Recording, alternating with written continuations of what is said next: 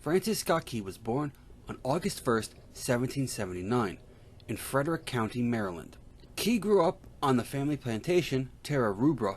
He graduated from St. John's College, Annapolis, Maryland, in 1796, and read law under his uncle Philip Barton Key, who was loyal to the British Crown during the American War of Independence. Francis Scott Key married Mary Taylor Lloyd on January 1st, 1802. Key was a leading attorney in Frederick, Maryland and Washington, D.C. for many years. He and his family settled in Georgetown in 1805 or 1806 near the new national capital. He assisted his uncle Philip Barton Key in the sensational conspiracy trial of Aaron Burr and in the expulsion of Senator John Smith of Ohio, who made the first of his many arguments before the United States Supreme Court in 1807. In 1808, he assisted President Thomas Jefferson's Attorney General in the United States v. Peters. During the War of 1812, Francis Scott Key and British prisoner exchange agent Colonel John Stuart Skinner dined aboard HMS Tonnant as the guests of Vice Admiral Alexander Cochrane, Rear Admiral George Cockburn, and Major General Robert Ross. Skinner and Key were there to negotiate the release of William Beans, a resident of Upper Marlboro, Maryland, who had been arrested for arguing with British troops who had attempted to plunder his estate.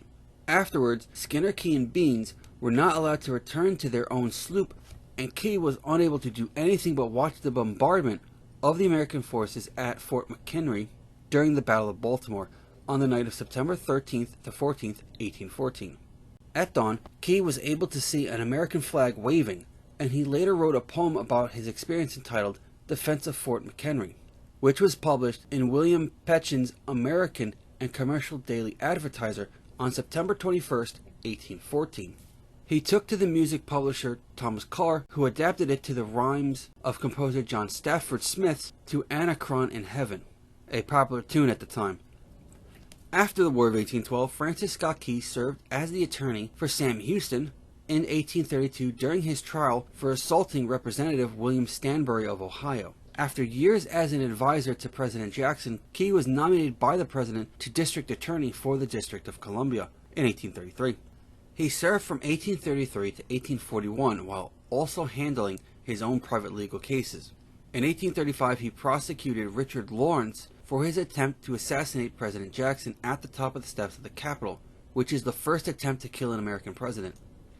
Francis Scott Key, a slave owner himself, represented several slaves seeking their freedom, as well as several slave owners seeking return of their runaway slaves. Francis Scott Key was a founding member and active leader of the American Colonization Society, whose primary goal was to send freed blacks to Africa. The ACS was not supported by most abolitionists or free blacks of the time, but the organization's work would lead to the creation of an American colony which became the country of Liberia in 1847.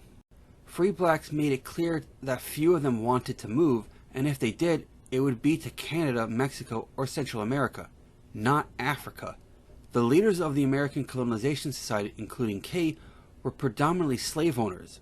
The society was intended to preserve slavery rather than eliminate it. The alternative to the colonization of Africa was the total and immediate abolition of slavery in the United States. Francis Scott Key was firmly against, with or without slave owner compensation, and he used his position as district attorney to attack abolitionists. On January 11, 1843, Francis Scott Key died at the home of his daughter Elizabeth Howard in Baltimore, Maryland, from pleurisy at age 63.